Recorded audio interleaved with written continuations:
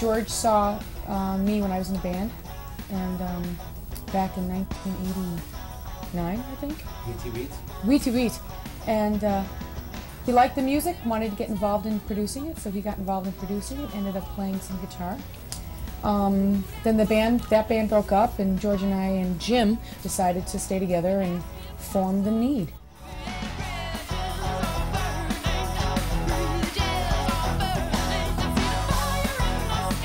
Our music has a tendency to be a little more appreciated by slightly older demographics.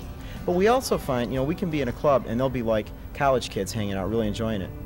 And then there'll be 40 and 50-year-old couples that'll be hanging out and enjoying it. So we've found like great success across a number of demographics. All the demographics.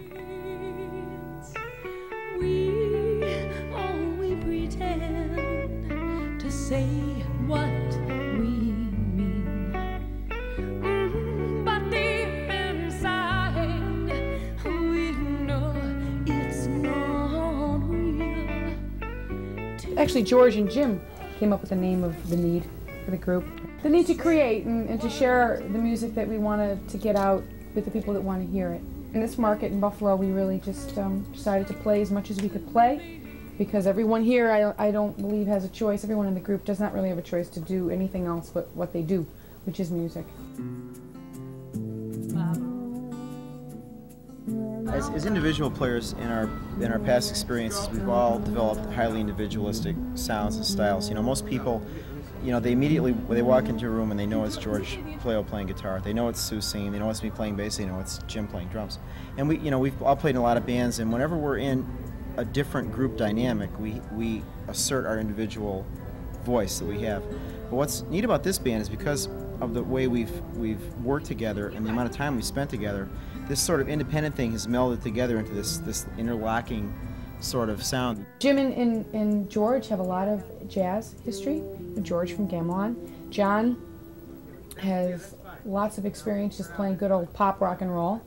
I myself am from an era of good old rock and roll. There ends up being a lot of influences. I mean, we have reggae influences, and we have jazz influences, and we have blues influences, and fusion, and da-da-da-da-da-da. And I think the attitude of all of us in the group is that every kind of music, even the weirdest music, has good elements. And so the elements we like in that music, we grab those elements and put them in our music.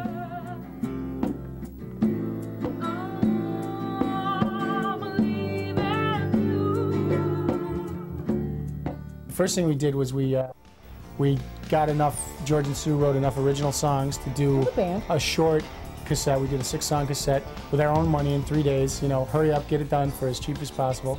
And then after that, we kept playing, and things started to really pick up. We started to play out of town, and finally the right person saw us and said, "Wow, you guys are great. What's the next step?"